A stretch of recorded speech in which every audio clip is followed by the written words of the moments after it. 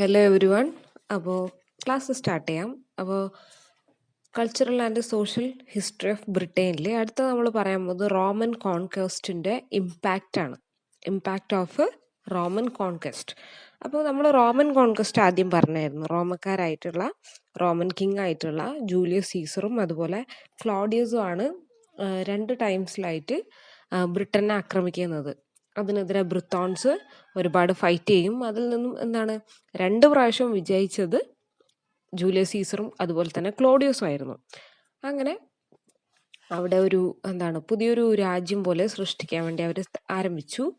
അതിന് റോമൻ കോൺക്വസ്റ്റിന്റെ ബ്രിട്ടനിൽ വരുത്തിയ മാറ്റങ്ങൾ എന്തൊക്കെയാണെന്നാണ് ഈ ഇമ്പാക്റ്റ് കൊണ്ട് പറയുന്നത്. ബ്രിട്ടനിന് ഒരുപാട് മാറ്റങ്ങളുണ്ടായി. അത്രയും കാലം ഈ ഡ്രൂയിഡ്സ് എന്നുള്ള വിഭാഗം അല്ലെങ്കിൽ ഡ്രൂയിഡിസം എന്നുള്ള മതത്തിലെ വിഭാഗത്തിലെ ആൾക്കാർ മാത്രമാണ്, സെൽട്ട് വിഭാഗം മാത്രമാണ് അവിടെ ഉണ്ടായിരുന്നത്. അപ്പോൾ സെൽട്ട് വിഭാഗത്തിന്റെ ഒരു കുറച്ചും കൂടി സിവിലൈസ്ഡ് ആയിട്ട് അവർ ഈ റോമൻ കോൺക്വസ്റ്റോട് മാറി. So one of the most important thing in Great Britain's history was the conquest of റോമക്കാരുടെ കീഴടക്കലാണ് ബ്രിട്ടന്റെ ചരിത്രത്തിൽ ഏറ്റവും മാറ്റം ഉണ്ടാക്കിയതും ഒപ്പം തന്നെ ആളുകളിൽ തന്നെ മാറ്റം ഉണ്ടാക്കാൻ കാരണമായ പ്രധാനപ്പെട്ട ഒരു കീഴടക്കൽ എന്ന് പറയുന്നത്.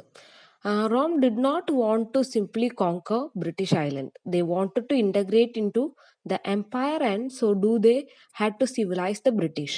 Britain had successfully become a functional province of the Roman Empire at the end of 1st century CE. Okay, അപ്പോൾ റോമനെ ഇങ്ങനെ കീഴടക്കുക എന്നുള്ളത് മാത്രമായിരുന്നില്ല, ബ്രിട്ടനെ കീഴടക്കുക എന്നുള്ളത് മാത്രമായിരുന്നില്ല റോമിന്റെ ഉദ്ദേശം. അല്ലെങ്കിൽ റോമൻ രാജാവായ ക്ലോഡിയസിനും അതുപോലെ ജൂലിയസ് സീസറിന്റെയും ആഗ്രഹം എന്ന് പറയുന്നത് ബ്രിട്ടനെ കീഴടക്കുക എന്നുള്ളത് മാത്രമല്ല. ബ്രിട്ടനെ കീഴടക്കി റോമിന്റെ ഭാഗമാക്കുക എന്ന് മാത്രമായിരുന്നില്ല. പകരം അവിടെ ഒരു എംപയർ സൃഷ്ടിക്കുക, തൻ്റെ കിങ്ഡം കുറച്ചും കൂടി വലുതാക്കുക, അവരുടെ ആ ഒരു രാജ്യഭരണ പ്രദേശം കുറച്ചും കൂടി എക്സ്റ്റെൻഡ് ചെയ്യുക, ഒപ്പം തന്നെ ഈ ബ്രിട്ടീഷ് പീപ്പിളിനെ സിവിലൈസ് ചെയ്യുക എന്നുള്ളതും കൂടിയായിരുന്നു. സോ ബ്രിട്ടൻ അങ്ങനെ ഒരു ഫങ്ഷണൽ പ്രൊവിൻസ് ആയിട്ട് റോമൻ എംപയറിന്റെ ഭാഗമായിട്ട് മാറി. ഏത് കാലത്തോടു കൂടി? 1st സെഞ്ചുറിയിൽ തന്നെ അങ്ങനെ ഒരു മാറ്റം ഉണ്ടായി. In the writing of Tacitus, one of the greatest Roman historians, deal with much of the aspects of 1st century CE. Tacitus' biography of Agricola, the Roman governor, gives detailed account of Roman invasion and its impact on Isles. അപ്പം നമുക്ക് ഈ വിവരങ്ങൾ കിട്ടുന്നത് മൊത്തം ടേഷ്യസ് എന്നുള്ള Roman historian ആയിട്ടുള്ള അദ്ദേഹത്തിന്റെ വർക്കിൽ നിന്നാണ് നമ്മൾ ഈ 1st സെഞ്ചുറിയിൽ നടന്ന കാര്യങ്ങളെക്കുറിച്ച് കൂടുതലായിട്ട് അറിയുന്നത്. അതിലൂടെയാണ് റോമൻ ഇൻവേഷൻ അതുപോലെ ബ്രിട്ടീഷ് ഐലൻഡ്സിനെ കുറിച്ചൊക്കെ ഒരു നോട്ട് തന്നെ അതിൻ്റെ അകത്ത് ഉണ്ടെന്നാണ് പറയുന്നത്. Rome established their first colony on British Island at the site of Claudius' great victory, Camulodunum, now Colchester in Essex. Camulodunum served as Roman base, was constantly operated by experienced soldiers. It became the first capital of Roman province and the center of power on island. A temple was built at the site of commemorate victory of Claudius over the barbarous native population. The military strength and foundation of colony allowed for the introduction of a Roman law and commencement of a island process of Romanization. The British people were subjected to Roman laws. അപ്പോൾ ഇവിടെ പറയുന്നത് പറഞ്ഞു കഴിഞ്ഞാൽ ഈ ക്ലോഡിയസിന്റെ വിജയത്തോടു കൂടി, രണ്ടാമതാണ് Julius സീസറിന് ശേഷം Claudius ആണ് അവിടെ വരുന്നത്, ക്ലോഡിയസ് ആണ് കീഴടക്കുന്നത് അല്ലേ. അപ്പോൾ ക്ലോഡിയസ് വന്നതിന് ശേഷം വളരെ ഒരു ഗ്രേറ്റ് വിക്ടറി തന്നെ ബ്രിട്ടീഷ് ഐലൻഡിന് മേലെ ഉണ്ടായിരുന്നു. അപ്പോൾ പണ്ട് കമോൾഡനം എന്നറിയപ്പെട്ടിരുന്ന ഒരു സ്ഥലമാണ് ഇന്ന് എസെക്സ് എന്ന് പറയുന്നത്. ബ്രിട്ടനെ 3ആയിട്ട് പറയാറുണ്ട്: സുസെക്സ്, വെസെക്സ്, എസെക്സ്. ഓക്കെ, അതിൽ എസെക്സ് എന്നുള്ള ഭാഗം, സുസെക്സ് പറഞ്ഞാൽ southern region, western region Wessex, eastern region Essex. Okay, so ആ ഭാഗത്ത് എന്ത് ചെയ്തു, ഒരുപാട് റോമൻ ബേസിലുള്ള സോൾജിയേഴ്സ് അതുപോലെയുള്ള ആൾക്കാരൊക്കെയാണ് അവിടെ ഭരണം നടത്തിയിരുന്നത്. അതുകൊണ്ട് തന്നെ ഈ റോമക്കാരുടെ അധിനിവേശത്തിൽ ക്യാപിറ്റലായിട്ട്, ആ സിറ്റി ക്യാപിറ്റൽ അല്ലെങ്കിൽ ആ ബ്രിട്ടന്റെ ക്യാപിറ്റലായിട്ട് ഈ പ്രദേശം മാറി. എസെക്സിലുള്ള കമോൾഡം എന്നുള്ള പ്രദേശം മാറി. അവിടെ ക്ലോഡിയസിന് വേണ്ടി ക്ഷേത്രം പണിതു. Means temple was build at the site of commemorate the victory of Claudius over barbarous native population. Barbarous, ഇന്ത്യക്കാര് ബാർബറസ് ആണെന്ന് പറഞ്ഞു. ബാർബറസ് എന്ന് പറഞ്ഞാൽ എന്താണ്? തീരെ പരിഷ്കൃതരല്ലാത്ത, വളരെയധികം എന്താണ്, ട്രൈബൽ ആയിട്ടുള്ള, ഒട്ടും സിവിലൈസ്ഡ് അല്ലാത്ത ആൾക്കാരാണ് ബാർബറസ് എന്ന് പറയുന്നത്. അപ്പൊ ഈ നേറ്റീവ് ആയിട്ടുള്ള ബാർബറസ് പോപ്പുലേഷൻ ആരാണ്? സെൽട്ടിനെതിരെയുള്ള വിജയത്തിന്റെ പേരിൽ ക്ലോഡിയസിന് വേണ്ടി അവിടെ ഒരു ടെമ്പിൾ ഒക്കെ പണിയുണ്ടായി. The military strength and foundation of the colony allowed to introduction of Romanisation. The British people were subjected to Roman laws. Though the writings of Tatius is also known as Britons were encouraged to adopt their culture through participation in activities as going to the baths, wearing Roman style dresses, speaking Latin. Okay, ഇവിടെ പറയുന്നത് വെച്ച് കഴിഞ്ഞാല് ഒരു ഇപ്പോ Cassius ആണ് കീഴടക്കിയത്. അപ്പൊ കീഴടക്കപ്പെടുന്നവര് എന്ത് ചെയ്യണം? ആരാണോ കീഴടക്കിയത് അവരുടെ ലാംഗ്വേജും കൾച്ചറും ഒക്കെ പാലിക്കേണ്ടതായിട്ട് വരും. ഇപ്പൊ ഇന്ത്യനെ ബ്രിട്ടീഷുകാർ കീഴടക്കിയപ്പോൾ നമ്മൾ ഇംഗ്ലീഷ് പഠിക്കേണ്ടത്, ഫോഴ്സ്ഫുൾ ആയിട്ട് ഇംഗ്ലീഷ് പഠിക്കേണ്ടി വന്നു. അതുപോലെ അവരുടെ കൾച്ചർ നമ്മൾ അഡോപ്റ്റ് ചെയ്യേണ്ടി വന്നു. പണ്ട് വസ്ത്രം പോലും ധരിക്കാതിരുന്ന ഇന്ത്യക്കാര് പിന്നീട് വസ്ത്രം ധരിക്കാനും ഒപ്പം തന്നെ എന്താണ് മെഷീൻസ് യൂസ് ചെയ്യാനും അതുപോലെ ഭാഷ ഉപയോഗിക്കാനും ഒക്കെ തുടങ്ങിയത് ഇതിന് ശേഷമാണ്, അവരുടെ കോൺക്വസ്റ്റിന് ശേഷമാണ്, അല്ലെ, കോളനൈസേഷന് ശേഷമാണ്. അതേപോലെ തന്നെ ഇവിടെയും ഈ ഒട്ടും സിവിലൈസ്ഡ് അല്ലാത്ത ഈ ബ്രിത്തോൺസ് അല്ലെങ്കിൽ Celt community, the native England people started to adopt their culture. റോമന്റെ കൾച്ചർ, അവരുടെ രീതി ഫോളോ ചെയ്യാൻ വേണ്ടി തുടങ്ങി. അതിന്റെ ഭാഗമായിട്ട് അവർ കുളിക്കാനും അതുപോലെ റോമൻ സ്റ്റൈലുള്ള വസ്ത്രങ്ങൾ ധരിക്കാനും ഒക്കെ തുടങ്ങിയതാണ് പറയുന്നത്. അതുപോലെ ലാറ്റിൻ ഭാഷ, റോമിന്റെ ഭാഷയാണ് ലാറ്റിൻ ലാംഗ്വേജ് സംസാരിക്കാൻ തുടങ്ങി. ഒപ്പം തന്നെ അവരുടെ വസ്ത്രങ്ങള്, അവരുടെ കൾച്ചർ ഒക്കെ ബ്രിത്തോൺസ് പാലിക്കാൻ തുടങ്ങി. ഇതൊക്കെ നമ്മൾ അറിയുന്നത് ടേഷ്യസിന്റെ റൈറ്റിംഗ്സിലൂടെയാണ്. Okay, the famous English historian Francis Haverfield, in his book Romanization of Roman Britain, argues that Roman culture was actively imposed upon the most of the British population, resulting in a hybrid culture named Romano-British. അപ്പോൾ വളരെ famous ആയിട്ടുള്ള ഒരു എന്താണ് historian ആണ്. Historian എന്ന് പറഞ്ഞാൽ ഹിസ്റ്ററിയിൽ കൂടുതലായിട്ട് ഫോക്കസ് ചെയ്യുന്ന അത്തരത്തിലുള്ള ആൾക്കാർ. അങ്ങനെ ഇംഗ്ലീഷ് ഹിസ്റ്റോറിയൻ ആയിട്ടുള്ള ഫ്രാൻസിസ് ഹെർവേൾഡ് അദ്ദേഹത്തിന്റെ റോമനൈസേഷൻ ഓഫ് റോമൻ ബ്രിട്ടൻ എന്നുള്ള ബുക്കിൽ ഇതിനെ കുറിച്ചൊരു സ്റ്റേറ്റ്മെന്റ് നടത്തുന്നുണ്ട്. ഈ റോമൻകാരുടെ കൾച്ചർ ബ്രിട്ടീഷുകാർ ഉപയോഗിക്കുന്നതിനെ കുറിച്ചിട്ട്. അതായത് ഈ റോമൻ കൾച്ചർ വളരെയധികം ആക്റ്റീവ്ലി, വളരെ ശക്തിയായിട്ട് തന്നെ അവിടെയുള്ള ബ്രിട്ടനിലുള്ള ആൾക്കാരിൽ ബ്രിത്തോൺസിന്റെ മുകളിൽ അടിച്ചേൽപ്പിച്ചിരുന്നു, ബ്രിട്ടൻ പോപ്പുലേഷന്റെ മുകളിൽ അടിച്ചേൽപ്പിച്ചിരുന്നു. അതുകൊണ്ട് തന്നെ ഒരു പുതിയ കൾച്ചർ അവിടെ ഫോം ചെയ്തു. അതാണ് റൊമാനോ ബ്രിട്ടീഷ് എന്ന് പറയുന്ന culture. The usage of Roman books, pots, coins have been seen as the evidence of British population adopting culture. The construction of Roman-style villae amongst the Celtic aristocracy received special attention. During Roman period, British trade with the European continent developed considerably. Okay, പിന്നെ പറയുന്നത് വെച്ച് കഴിഞ്ഞാല് അന്ന് കാലത്ത് റോമക്കാരുടേതായിട്ടുള്ള പാത്രങ്ങള്, ഇപ്പോ ഇവിടെ നമ്മളിപ്പോ കേരളത്തിലാണെങ്കിൽ ചീന വലകൾ എന്ന് പറയുന്ന ഒരു സംഭവമുണ്ട്. അത് ചൈനയിൽ നിന്നും വന്നതാണ്. ഓക്കെ, അതുപോലെ ചീന ചട്ടി, ഇതൊക്കെ ചൈനയിൽ നിന്നും വന്നിട്ടുള്ളതാണ്. അപ്പൊ നമ്മളത് ഇപ്പോഴും യൂസ് ചെയ്യുന്നുണ്ട്, നമ്മുടെ കൾച്ചറിന്റെയും കൂടി ഭാഗമാണ്. അതുപോലെ തന്നെ പല കാര്യങ്ങളും ബ്രിട്ടീഷുകാരുടെ അടുത്ത് നിന്ന്, അതായത് ഈ ബ്രിത്തോൺസിന്റെ അടുത്ത് നിന്ന് റോമക്കാരുടെ ആയിട്ടുള്ള കൾച്ചറുമായി ബന്ധപ്പെട്ട പാത്രങ്ങള്, കോയിൻസ് ഒക്കെ കിട്ടിയിട്ടുണ്ട് എന്നാണ് പറയുന്നത്.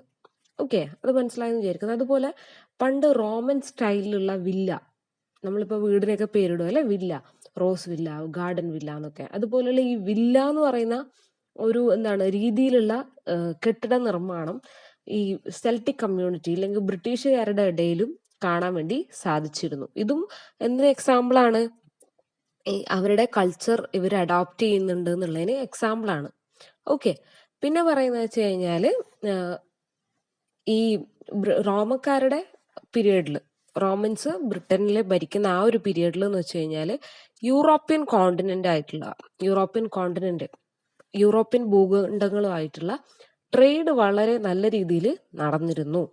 Important items exported from British Island during the period were gold, silver, iron, cattle, wheat, hides, animal skin. Britain imported luxury goods such as bracelet, necklace, glassware, slaves essential to the anonymous workforce to Roman Empire were also exported to Rome. അപ്പോൾ ഏറ്റവും കൂടുതൽ ബ്രിട്ടനിൽ നിന്നും ഇംഗ്ലണ്ടിൽ നിന്നും എന്താണ് European കൺട്രീസിലേക്ക് അല്ലെങ്കിൽ European കോണ്ടിനെന്റിലേക്ക് റോമക്കാർ കടത്തിയ വസ്തുക്കൾ എക്സ്പോർട്ട് ചെയ്യുന്നത്, കച്ചവടം നടത്തിയിരുന്നത് പ്രധാനമായിട്ടും ഇവിടെ നിന്ന് അങ്ങോട്ട് പോകുന്നതാണ്. ഇംഗ്ലണ്ടിൽ നിന്നും മറ്റ് കോണ്ടിനെന്റ്സിലേക്ക് പോകുന്നത് വെച്ച് കഴിഞ്ഞാൽ ഗോൾഡ്, സിൽവർ, അയൺ, കാറ്റിൽ തുടങ്ങിയ വസ്തുക്കളാണ്. സ്വർണം, വെള്ളി, ഇരുമ്പ്, അതുപോലെ പല മൃഗങ്ങളും, പശു, ആട് തുടങ്ങിയ വസ്തുക്കൾ, അതുപോലെ തന്നെ മൃഗങ്ങളുടെ തൊലി, ഓക്കെ, ഇതൊക്കെയായിരുന്നു അങ്ങോട്ട് കൊണ്ടുപോയിരുന്നത്, എക്സ്പോർട്ട് ചെയ്തിരുന്നത്. ഇമ്പോർട്ട് ചെയ്തിരുന്നത്, ഇങ്ങോട്ടേക്ക് വന്നിരുന്നത് എന്തൊക്കെയാണെന്ന് വെച്ച് കഴിഞ്ഞാൽ അടിമകളെ കൊണ്ടുവന്നിരുന്നു, സ്ലേവ്സ്, അതുപോലെ ഗ്ലാസ് വെയർ, ഗ്ലാസ് കൊണ്ടുള്ള ഉൽപ്പന്നങ്ങൾ, നെക്ലസ്, ബ്രേസ്ലെറ്റ്, ഒരുപാട് ആഭരണങ്ങള്, അതുപോലെ ഇവിടെ ഒരുപാട് ജോലി ഉണ്ടാവും അല്ലെ. ഇപ്പൊ ഒരു റോമൻ എംപയർ എന്ന് പറയുന്നത് വളരെ സ്ട്രോങ് ആയിട്ടുള്ള ഒരു എംപയർ ആണ്. അതുകൊണ്ട് തന്നെ അവരുടെ അത്രയും ജോലികൾ ഉണ്ടാവും. അപ്പൊ അടിമകളെ ഒരുപാട് ആവശ്യമുള്ളതുകൊണ്ട് ആ വിഭാഗത്തിലുള്ള ആൾക്കാരെ, എസ്പെഷ്യലി ഈ ആഫ്രിക്കൻ നിന്നുള്ള ആൾക്കാരായിരിക്കാം, അവരെയൊക്കെ ഒരുപാട് ഇങ്ങോട്ട് കൊണ്ടുവന്നിരുന്നു എന്നാണ് പറയുന്നത്. ഇതുപോലെ തന്നെ ബ്രിട്ടനിലേക്ക് മാത്രമല്ല കൊണ്ടുവന്നിരുന്നു, ഒപ്പം തന്നെ റോമിലേക്കും കുറെ ഇത്തരത്തിലുള്ള ആൾക്കാരെ കൊണ്ടുപോയിട്ടുണ്ട്. ഇങ്ങനെയുള്ള വസ്തുക്കളൊക്കെ same time is exported to Rome. This lucrative trade network thrived in the Roman era. Christianity in Britain also introduced during Roman period. Before Roman rule, native Britons were pagans. They believed in lot of different gods and spirits, but introduction of Christianity in British Isles was the one of the most important effect in Roman domination. അപ്പൊ ഇതൊരു സെക്ഷനായിട്ട് നമ്മൾ പഠിക്കും, advent of Christianity എന്ന് പറഞ്ഞിട്ട്. അതായത് ഈ റോമക്കാര് ബ്രിട്ടനിലേക്ക് വന്നതോടുകൂടി അവിടെ പല മാറ്റങ്ങളും ഉണ്ടായി. അതിൽ പ്രധാനമാണ് അവരുടെ വിശ്വാസങ്ങളിൽ വന്ന മാറ്റങ്ങൾ. Okay, religious belief. ഇപ്പൊ പണ്ട് ഈ സെൽട്ട് കമ്മ്യൂണിറ്റി അല്ലെങ്കിൽ ബ്രിത്തോൺസ് വിശ്വസിച്ചിരുന്നത് പല മതങ്ങളിലും അല്ല പല ദൈവങ്ങളിലും പല കാര്യങ്ങളിലുമായിരുന്നു. നമ്മൾ നേരത്തെ പഠിച്ചാണ്, ഡ്രൂയിഡിസം എന്നുള്ള മതമൊക്കെ പഠിച്ചാണ്. അപ്പൊ ഇങ്ങനെയായിരുന്നു അവരുടെ വിശ്വാസം ഉണ്ടായിരുന്നത്. അപ്പൊ റോമക്കാരെന്ത് ചെയ്തു, ക്രിസ്ത്യാനിറ്റി എന്നുള്ള മതത്തെ ഇവരിൽ പരിചയപ്പെടുത്തുകയും അങ്ങനെ ഈ കമ്മ്യൂണിറ്റീസ് ഒക്കെ ക്രിസ്ത്യാനിറ്റിയിലേക്ക് മാറുകയും ചെയ്തു. ഇത് വളരെയധികം മാറ്റം ഈ ബ്രിത്തോൺസിന്റെ ലൈഫുകളിൽ ഉണ്ടാക്കിയില്ലേ. മതത്തിന് നമ്മൾ ഒരുപാട് ഇൻഫ്ലുവൻസ് ചെയ്യാൻ പറ്റും, അതുപോലെ ഇവരെയും മതം ഒരുപാട് ഇൻഫ്ലുവൻസ് ചെയ്തു എന്നാണ് പറയുന്നത്. അപ്പൊ ഇതിൽ പ്രധാനമായിട്ട് നമ്മൾ എന്തൊക്കെയാണ് പറഞ്ഞത്, ഒന്ന് എക്സ്പോർട്ട് അല്ലേ, അതുപോലെ തന്നെ ഇവരെ സിവിലൈസ്ഡ് ആക്കാൻ വേണ്ടി ശ്രമിച്ചു. ഇതൊക്കെയാണ് പ്രധാനമായിട്ടുണ്ടായ ഇമ്പാക്ട്. ഒന്നെന്ന് പറയുന്നത് എന്താണ്, ഫസ്റ്റ് കോളനി ക്ലോഡിയസിന്റെ കാലത്തുണ്ടായി. അതുകൊണ്ട് തന്നെ അവരെ കൂടുതൽ സിവിലൈസ് ചെയ്യാൻ വേണ്ടി പറ്റി. ബാർബറസ് ആയിട്ടുള്ള നേറ്റീവ് പോപ്പുലേഷൻ എന്തായി, പിന്നീട് സിവിലൈസ്ഡ് ആവാൻ തുടങ്ങി. ഒപ്പം തന്നെ അവര് എന്ത് ചെയ്തു, റോമക്കാരുടെ ലൈഫ് സ്റ്റൈല് കോപ്പി ചെയ്യാൻ വേണ്ടി തുടങ്ങി. അപ്പൊ അവരുടെ രീതിയിൽ വസ്ത്രം ധരിക്കുക, പാത്രങ്ങൾ യൂസ് ചെയ്യുക തുടങ്ങിയ കാര്യങ്ങളൊക്കെ അവരെ നമ്മൾ അഡോപ്റ്റ് ചെയ്യുന്നതിന്റെ എക്സാമ്പിൾ ആണ്. അതുപോലെ തന്നെ പിന്നീട് പറഞ്ഞത് നമ്മൾ ഈ ട്രേഡ് ബിറ്റ്വീൻ യൂറോപ്യൻ കോണ്ടിനെന്റ്സ് ആണ്. അപ്പൊ യൂറോപ്പിലേക്കുള്ള യൂറോപ്യൻ ഭൂഖണ്ഡങ്ങൾക്ക് സാധനങ്ങൾ ഇവിടുന്ന് ഒരുപാട് കയറ്റി അയച്ചിരുന്നു. അപ്പൊ ബ്രിട്ടൻ എന്ന് പറയുന്നത് എന്തായി മാറി, ഒരു ട്രേഡ് പ്ലേസ് ആയിട്ട് മാറി. ഇവിടെ ഉണ്ടായിരുന്ന പല വസ്തുക്കളും മറ്റ് സ്ഥലങ്ങളിലേക്ക് കടത്താനല്ല, കൊണ്ടുപോകാനും അതുപോലെ ഇങ്ങോട്ട് കൊണ്ടുവരാനും വേണ്ടി ഉപയോഗിച്ചു. ഇപ്പൊ സ്വർണം, വെള്ളി എന്നൊക്കെ പറയുന്നത് കുഴിച്ചെടുക്കേണ്ട വസ്തുക്കളാണ്. അപ്പോൾ അതിന് ഒരുപാട് സ്ലേവ്സ് വേണം. ആ സ്ലേവ്സിനെ അങ്ങ് നിന്ന് ഇങ്ങോട്ടേക്കും കൊണ്ടുവന്നിരുന്നു. അതുപോലെ ലാസ്റ്റ് പറയുന്നത് അഡ്വെന്റ് ഓഫ് ക്രിസ്ത്യാനിറ്റി, അവരുടെ മതവിശ്വാസത്തിൽ കൂടി റോമന്റെ ഇൻഫ്ലുവൻസ് നമുക്ക് കാണാൻ വേണ്ടി സാധിക്കും. ഓക്കെ, അടുത്തൊരു ചെറിയ ടോപ്പിക് എന്ന് പറയുന്നത് റോമൻ കൺസ്ട്രക്ഷൻസ് ആണ്. Britain had no proper roads before Romans. They were muddy tracks. The Romans built new roads all across the landscape, around 60,000 kilometer length. Soldiers and carts made use of cobbled roads to travel between Manchester and Yorkshire. Later, some Roman roads converted into motorways and main roads. Bits of Roman road can still be seen even today. അപ്പോൾ ഇവരുടെ ഇമ്പാക്റ്റിൽ മറ്റ് വളരെ ഒരു പ്രധാനപ്പെട്ട കാര്യമാണ്. അപ്പോൾ നമ്മൾ Christianity അതുപോലെ സിവിലൈസേഷൻ ഒക്കെ പറഞ്ഞു. അതുപോലെ വേറൊരു ഇമ്പാക്റ്റാണ് റോമൻ കൺസ്ട്രക്ഷൻസ്, റോമൻ രീതിയിലുള്ള റോഡുകൾ, ബിൽഡിങ്ങുകളൊക്കെ. അതിൽ വളരെ പ്രധാനമാണ് റോഡുകൾ. അപ്പോൾ ഈ ഈ ബ്രിട്ടനിലേക്ക് റോമക്കാർ വരുന്നതിന് മുമ്പ് അവിടെയുള്ള റോഡുകളൊക്കെ മണ്ണുകൊണ്ടുള്ളതായിരുന്നു. മണ്ണുള്ള പാതകളായിരുന്നു. ഈ റോമക്കാർ വന്നതിന് ശേഷം ആ റോഡുകൾ എന്തായി, വളരെ നല്ല റോഡുകളായി മാറി. കോബിൾഡ് റോഡ്സ്, കല്ലുകളും അതുപോലെ തന്നെ ഉരുക്കൊക്കെ ഉപയോഗിച്ചുള്ള നല്ല റോഡുകൾ, ടൈലർ മെയ്ഡ് ആയിട്ടുള്ള റോഡുകളൊക്കെ ഉണ്ടാക്കാൻ തുടങ്ങി. അപ്പോൾ അത് ഏതാണ്ട് 16,000 കിലോമീറ്റർ നീളത്തിലുള്ള റോഡുകൾ അവിടെ നിർമ്മിച്ചു. ആര് നിർമ്മിച്ചു? ഈ റോമക്കാർ വന്നതിന് ശേഷം ബ്രിട്ടനിൽ റോഡുകൾ ഉണ്ടായിരുന്നാണ് ആദ്യത്തെ പ്രധാനപ്പെട്ട ഒരു മാറ്റം. പിന്നെന്ന് പറയുന്നത് impact on language and writing. ഭാഷയിലും എഴുത്തിലും വന്ന പ്രധാനപ്പെട്ട മാറ്റങ്ങൾ നോക്കാം. Before Romans came very few people could read and write in Britain. Instead of information was usually passed from person to person by word of mouth. The Romans wrote their history, their literature and their laws. Their language was called Latin. It spread a new built Roman towns. Britain got lots of words and phrases from Latin. Words like exit, pedestrian are some examples. British coins are based on the Roman design, and some of the lettering is in Latin. For example, words written around the edge of some British pounds is the phrase Deus Tutemen, means glory and protection. അപ്പോൾ ഇത് ഇന്നത്തെ English ഭാഷ എടുത്തു കഴിഞ്ഞാൽ നമുക്ക് കാണാൻ പറ്റുന്ന ഒരു കാര്യമാണ് ഈ റോമക്കാരുടെ ഇൻഫ്ലുവൻസ്, ഇംഗ്ലീഷ് ലാംഗ്വേജിൽ ഉണ്ടാക്കിയ ഇൻഫ്ലുവൻസ്. ഇംഗ്ലീഷ് എന്നല്ല, എല്ലാ ഭാഷയിലും ഈ റോമൻ ഇൻഫ്ലുവൻസ് നമുക്ക് കാണാൻ പറ്റും. റോമക്കാരുടെ ഭാഷയാണ് ലാറ്റിൻ. അപ്പോൾ ഇംഗ്ലീഷ് വൊക്കാബുലറിയിൽ നമ്മൾ ഇന്ന് കാണുന്ന വാക്കുകളുടെ ഒരു ഭൂരിപക്ഷം അളവെന്ന് പറയുന്നത് ഈ റോമക്കാരുടെ സംഭാവനയാണ്, അല്ലെങ്കിൽ ലാറ്റിൻ ലാംഗ്വേജിലെ വാക്കുകളാണ്. അതിന് എക്സാമ്പിളാണ് ഇവിടെ പറഞ്ഞിട്ടുള്ള എക്സിറ്റ്, പെഡസ്ട്രിയൻ. അപ്പോൾ പണ്ട് കാലങ്ങളെന്ന് പറഞ്ഞു കഴിഞ്ഞാൽ ഈ റോമക്കാർ വരുന്നതിന് മുമ്പ് ബ്രിട്ടനിലുള്ള ആൾക്കാർക്ക് എഴുത്തും വായനയൊന്നും അറിയില്ലായിരുന്നു. അറിഞ്ഞിരുന്നത് വളരെ കുറച്ച് ആളുകൾക്ക് മാത്രമാണ് എഴുത്തും വായനയും അറിഞ്ഞിരുന്നത്.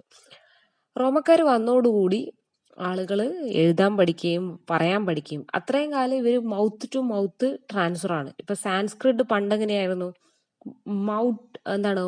മൗത്ത് ടു മൗത്ത് ആയിരുന്നു. ഇങ്ങനെ പറഞ്ഞു കൊടുത്തിട്ടാണ് പല കഥകളും ഉണ്ടായതും പറഞ്ഞെത്തിയതും.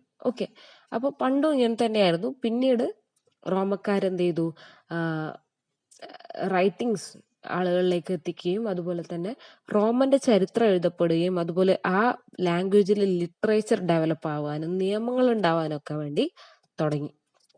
അതുപോലെ അവരുടെ കോയിൻസ് ഇപ്പോഴും ഇംഗ്ലണ്ടിലെ പൈസകളിലൊക്കെ നമുക്ക് ലാറ്റിൻ ലാംഗ്വേജിലുള്ള ഫ്രേസ് കാണാൻ പറ്റും എന്നാണ് പറയുന്നത്. ബ്രിട്ടീഷ് പൗണ്ടിലൊക്കെ അത് കാണാൻ വേണ്ടി പറ്റുന്നതാണ് പറയുന്നത്. സോ ഈ language and also writing had A great influence in the people of Britain. ബ്രിട്ടന്റെ ആൾക്കാരുടെ ഇടയിൽ ഇതിന് വളരെയധികം ഇൻഫ്ലുവൻസ് ഉണ്ടായിരുന്നു. അപ്പോൾ നമ്മളൊരു കൊച്ചുകുട്ടിക്ക് എന്തൊക്കെയാണോ മാറ്റങ്ങൾ വരുത്തുന്നത് അതേപോലെ തന്നെ ബ്രിട്ടനെ ആര് മാറ്റം വരുത്തി? റോമക്കാര്, അല്ലെങ്കിൽ ലാറ്റിൻ ലാംഗ്വേജ് യൂസ് ചെയ്യുന്ന ആ വിഭാഗം മാറ്റി എന്നാണ് പറയുന്നത്. അടുത്തത് Roman towns and cities. Romans introduce the idea of living in big cities and towns. Roman towns were laid out in a grid. Streets crisscrossed town form blocks like insulae. In middle was the forum, the big market square where people came to trade. Some important British town cities have their own origin in Roman time. If a place name has Chester, Castor, Cester, it is almost certainly Roman origin. The word Chester means from Latin, which means castrum, which means the Golestor, Donster, Manchester are some of the important British towns. Cities are testify Roman influence. London was pre-Roman, but it gained prominence during the time of Roman rule. Earlier it called Londinium. When the Romans invaded, they built empire fort beside the river Thames. Traders from all over the Roman empire flocked here to exchange their goods. London became the most prominent city in Roman Britain. അപ്പോൾ ഇവിടെ പറയുന്നത് വെച്ച് കഴിഞ്ഞാൽ ഈ Roman വിഭാഗത്തിലുള്ള ആൾക്കാർ അതായത് Julius സീസറിന്റെയും ക്ലോഡിയസിന്റെയും നാട്ടിലുള്ള ആൾക്കാർ കൂടുതലായിട്ടും സിറ്റികളിൽ ജീവിക്കാനായിരുന്നു അവർ താല്പര്യപ്പെട്ടിരുന്നത്. സിറ്റി എന്ന് പറഞ്ഞാൽ മനസ്സിലായല്ലോ, ഒരുപാട് ആൾക്കാരും ബഹളവും ഒക്കെയുള്ള അത്തരത്തിലുള്ള എല്ലാ ഫെസിലിറ്റീസും ഉള്ള ടൗണുകളിൽ ജീവിക്കാനായിരുന്നു ഇഷ്ടപ്പെട്ടിരുന്നത്. അപ്പൊ ബ്രിത്തോൺസിന്റെ കാര്യം നമുക്കറിയാം, അവർ കാടുകളിലും കുന്നുകളിലായിരുന്നു ജീവിക്കാൻ വേണ്ടി ഇഷ്ടപ്പെട്ടിരുന്നത്, എപ്പോഴും ഫൈറ്റ് ചെയ്തിരുന്നു എന്ന് നമുക്കറിയാം. അപ്പൊ ആ ഒരു രീതിയിൽ നിന്ന് മാറ്റം വരുത്താൻ റോമക്കാർക്ക് സാധിച്ചു. അതുപോലെ തന്നെ വലിയ മാർക്കറ്റുകള്, ബിൽഡിങ്സുകള്, ഇതൊക്കെ അവരുടെ സംഭാവനയാണ്. ഒപ്പം തന്നെ ഇന്ന് നമ്മൾ കേൾക്കുന്ന യോർക്ക്ഷയർ, മാഞ്ചസ്റ്റർ, ചെസ്റ്റർ എന്നുള്ള വാക്ക് ലാറ്റിനിൽ ആണെന്നാണ് പറയുന്നത്. അതുപോലെ തന്നെ ഇപ്പൊ മാഞ്ചസ്റ്റർ തുടങ്ങിയ സ്ഥലപ്പേരുകളിലൊക്കെ ചെസ്റ്റർ എന്നുള്ള വാക്ക് നമുക്ക് കാണാൻ വേണ്ടി സാധിക്കും. അതുപോലെ ലണ്ടൻ സിറ്റി എങ്ങനെയാണ് ഇപ്പോഴത്തെ ലണ്ടനായി മാറിയെന്നാണ് പറയാൻ പോകുന്നത്. അപ്പൊ പണ്ട് ലണ്ടൻ നഗരം എന്ന് പറയുന്നത് ഒരു സാധാരണ ഒരു നഗരമായിരുന്നു. അത്ര വലിയ ഡെവലപ്മെന്റ് ഒന്നും ഉണ്ടായിരുന്നില്ല. പക്ഷെ വർഷങ്ങൾ കഴിയും തോറും എന്തായി, ഈ ട്രേഡ് കൂടുതലായി കൂടാൻ തുടങ്ങി. ട്രേഡ് എന്ന് പറഞ്ഞാൽ മനസ്സിലായല്ലോ, വ്യാപാരം. അപ്പോൾ ഇതൊരു സെന്റർ ഓഫ് ട്രേഡ് ആയിട്ട് മാറി. ഈ സ്ഥലം എല്ലാ സ്ഥലത്തുനിന്നും വരുന്ന ആൾക്കാരൊക്കെ ഇവിടെ കൂടാൻ തുടങ്ങി. അങ്ങനെ തേംസ് നദിയുടെ തീരത്ത് അവിടെ ഒരു നഗരം സൃഷ്ടിക്കപ്പെട്ടു. അതിന്റെ പേരാണ് ലണ്ടൻ. ലണ്ടന്റെ പഴയ പേര് ലണ്ടനിയം എന്നാണ്. ആ നഗരം എന്തായി, റോമക്കാരുടെ ഇൻവേഷനൊക്കെ ശേഷം ഈ ട്രേഡൊക്കെ കാരണം ഒരു റോമൻ ബ്രിട്ടനിലെ വളരെ പ്രധാനപ്പെട്ട ഒരു സിറ്റി ആയിട്ട് ഇത് മാറി. ട്രേഡ് തന്നെയായിരുന്നു ലണ്ടന്റെ ഡെവലപ്മെന്റിന് കാരണമായത്. In short, Roman rule played the pivotal role to change all aspects of British life. Even after they were gone, Romans left their mark all over the country. The Romans left behind new towns, forts, plants, animals, new religion, the ways of trading and counting. അപ്പോൾ റോമക്കാര് എല്ലാ രീതിയിലും മാറ്റങ്ങളും ആരിലുണ്ടാക്കി? ഈ Britain എന്നുള്ള രാജ്യത്തുണ്ടാക്കി. അത് നമ്മൾ പറഞ്ഞു, religion, വസ്ത്രം, ഫുഡ് കഴിക്കുന്ന രീതി, പാത്രങ്ങള്, അതുപോലെ writing, language, history, places, fort, അല്ലെ, കോട്ടകള്, അതുപോലെ എല്ലാത്തിലും, ചെടികള്, ഫാഷൻ സെൻസ്, എല്ലാത്തിലും വളരെയധികം മാറ്റം റോമക്കാര് ഈ വിഭാഗത്തിൽ ഉണ്ടാക്കി. ഓക്കെ, ഇതാണ് പറയാനുള്ളത്. ഇനി അഡ്വെന്റ് ഓഫ് ക്രിസ്ത്യാനിറ്റി ആണ് പറയാനുള്ളത്. അത് നമുക്ക് അടുത്ത ക്ലാസ്സിൽ എടുക്കാം. ക്രിസ്ത്യാനിറ്റി എന്ന് പറയുന്ന ആ മതം ഈ ബ്രിട്ടൻകാരിലുണ്ടാക്കിയ മാറ്റം വളരെ വലുതാണ്. നമുക്കറിയാലോ, ഈ ക്രിസ്ത്യൻ മതത്തിന് അവരുടേതായ ഒരു ഓർഡർ ഉണ്ട്. ഏറ്റവും ടോപ്പ് മോസ്റ്റ് ആയിട്ടുള്ള ആള്, ഏറ്റവും റിലീജിയസിൽ ഏറ്റവും താഴെയുള്ള ആൾ എന്ന് പറഞ്ഞു, ഇങ്ങനെ ഒരു സ്റ്റെപ്പ് ബൈ സ്റ്റെപ്പാണ്. സോ അതുകൊണ്ട് തന്നെ ആ ഒരു സോഷ്യൽ ഓർഡർ തന്നെ സെറ്റ് ചെയ്യാൻ വേണ്ടിയിട്ട് ഇതുവഴി സാധിച്ചു. So it is A remarkable religion in the history of Britain എന്ന് വേണമെങ്കിൽ നമുക്ക് പറയാം. അതിൽ തന്നെ നമ്മൾ ജോർജിയൻ മിഷൻ പറയാനുണ്ട്. അതുപോലെ ആംഗ്ലോ സാക്സൺ കോൺക്വസ്റ്റ് ആണ് അടുത്ത് പറയാനുള്ളത്. ആംഗ്ലോ സാക്സൺ എന്നുള്ള വിഭാഗം പിന്നീട് ബ്രിട്ടനെ കീഴടക്കി. റോമൻകാരുടെ ശേഷം ആംഗ്ലോ സാക്സൺ ആണ് കീഴടക്കുന്നത്. ആംഗ്ലോ സാക്സണിൽ നിന്നുള്ള, ആംഗ്ലോ എന്നുള്ള വാക്കിൽ നിന്നാണ് ഇംഗ്ലീഷ് ഇല്ലെങ്കിൽ ഇംഗ്ലണ്ട് എന്നുള്ള വാക്കുണ്ടായത്. അത്രയും കാലം അവരെ അറിയപ്പെട്ടിരുന്നത് റോമൻ ബ്രിട്ടൻ എന്നാണ് അറിയപ്പെട്ടിരുന്നത്. റോമൻ ബ്രിട്ടൻ ആണ്. ബ്രിത്തോൺസ് വഴി ബ്രിട്ടൻ എന്നുള്ള പേര് വന്നു. റോമക്കാര് കീഴടക്കിയതോടെ റോമൻ ബ്രിട്ടൻ എന്നുള്ള പേര് വന്നു. അടുത്ത ആംഗ്ലോ സാക്സൺസ് കീഴടക്കിയപ്പോൾ അതിന് ഇംഗ്ലണ്ട് എന്നുള്ള പേരും കൂടി. ഇതിൽ വരുന്ന വേറൊരു ടോപ്പിക്കാണ് advent of Christianity. The rise of Christianity from a persecuted sect of a global religion is a remarkable story. In the 1st century CE, the Britain had its own religious beliefs, like a paganism prevailed there. The superstitious world came a new belief from Eastern Christianity. In 1st century CE, there was not an organized attempt to convert British people. The organized attempt began when Roman traders and artisans arriving Britain spread the story and teachings of Jesus Christ among the British people. After Roman conquest of Britain, after Christianity was legalized in Roman Empire, individual Christian Romans came to Britain for the purpose of conversion. അപ്പൊ ആദ്യം ഈ സെൽട്ട് community അല്ലെങ്കിൽ ബ്രിട്ടനിലുള്ള ആൾക്കാർക്ക് ഈ മതം എന്താണെന്നൊന്നും അറിഞ്ഞിരുന്നില്ല. അവരെല്ലാത്തിലും വിശ്വസിക്കുന്ന, എല്ലാത്തിനോടും താല്പര്യമുള്ള ആൾക്കാരായിരുന്നു. അപ്പോൾ പിന്നീട് എന്തുണ്ടായ, 1st സെഞ്ചുറി ഒക്കെ ആയപ്പോൾ അവിടെ ബ്രിട്ടനിൽ ട്രേഡൊക്കെ വളരെയധികം കൂടി. ബ്രിട്ടനിലെ എല്ലാ രീതിയിലുള്ള ഡെവലപ്മെൻറ്റും വരാൻ തുടങ്ങിയതോടെ ഇങ്ങനെ വരുന്ന ആൾക്കാർ, റോമൻ ട്രേഡേഴ്സ് ആയിട്ടുള്ള ആൾക്കാർ ഈ ക്രിസ്ത്യാനിറ്റിയെക്കുറിച്ചും ജീസസ് ക്രൈസ്റ്റിനെ കുറിച്ചും ക്രൈസ്റ്റിൻ്റെ കഥകളെക്കുറിച്ചും ഒക്കെ അവിടെ പറയാൻ തുടങ്ങി. ഓക്കെ, അങ്ങനെ ഇങ്ങനെ ട്രേഡ് നടക്കുമ്പോൾ ആൾക്കാരുമായിട്ട് സംസാരിക്കേണ്ടി വരും. സംസാരിക്കുമ്പോൾ ക്രിസ്ത്യാനിറ്റിയെക്കുറിച്ചും ക്രൈസ്റ്റിനെക്കുറിച്ചും അദ്ദേഹത്തിൻ്റെ സാക്രിഫൈസസിനെ കുറിച്ചുമൊക്കെ സംസാരങ്ങളുണ്ടാവും, കഥകൾ പറയും. അപ്പോൾ ഇതെന്തായി അവിടുത്തെ ജനങ്ങളിൽ ഇൻഫ്ലുവൻസ് ഉണ്ടാക്കുകയും ഇതിൻ്റെ ഭാഗമായി റോമനിൽ നിന്നും പ്രത്യേകം മതം മാറ്റലിന് വേണ്ടി അവിടുന്ന് അതിനു വേണ്ടിയുള്ള ആൾക്കാർ മിഷണറീസിനൊക്കെ വരുത്തുകയും അതോടുകൂടി എന്ത് ചെയ്യുന്നു, ആൾക്കാരെ ക്രിസ്ത്യാനിറ്റിയിലേക്ക് കൺവേർട്ട് ചെയ്യുകയും കൂടി ചെയ്യുന്നു. അതിൽ പ്രധാനമാണ് ജോർജിയൻ മിഷൻ. ഗ്രിഗോറിയൻ മിഷൻ എന്ന് പറയുന്നത് 597 CE-യിലുള്ള ഒരു സിഗ്നിഫിക്കൻറ്റ് മിഷനാണ്. Okay, the Gregorian mission was organized by Pope Gregory at the Great in the year of 597 BCE. The purpose was to convert Anglo-Saxon Britain into Christianity. The Gregory chose Augustine of Canterbury, a Benedictine monk, led to the mission into Kent. During the Ethelbert was the ruler of Kent. The mission was great success and set up future course of Christianity in Britain. Ethelbert was converted to a new religion and missionaries were allowed to preach freely to convert people. അപ്പോൾ pop എന്ന് പറഞ്ഞാൽ അറിയാലോ, ക്രിസ്ത്യാനിറ്റിയിലെ ഏറ്റവും വലിയ ആളാണ്. അപ്പോൾ അദ്ദേഹം Gregory എന്ത് ചെയ്തു, പോപ്പ് ഗ്രിഗറി 597 CE-യിൽ ഗ്രേറ്റ് ബ്രിട്ടനിൽ എന്ത് ചെയ്തു, ആളുകളെ മാറ്റാനുള്ള ആ ഒരു ആംഗ്ലോ സാക്സൺ ബ്രിട്ടൻ ആ വിഭാഗത്തെ മാറ്റാൻ വേണ്ടിയുള്ള ശ്രമം നടത്തി. അങ്ങനെ ഗ്രിഗറി ചൂസ് ചെയ്തത് അഗസ്റ്റിൻ ഓഫ് കാൻറ്റർബറി എന്നുള്ള ഒരു സന്യാസിയാണ്, മോങ്കിനെയാണ്. അദ്ദേഹം എന്ത് ചെയ്തു, ഈ മിഷൻ ഏറ്റെടുത്ത് അഗസ്റ്റിൻ ഓഫ് കാൻറ്റർബറിയാണ് ഇതിനെ പ്രധാനമായിട്ട് ലീഡ് എടുക്കുന്നത്. അപ്പോൾ ഈ പോപ്പ് ആരാണ്? പോപ്പ് പറയുന്നു ആരോട്? Augustine of കാൻറ്റർബറിയോട്.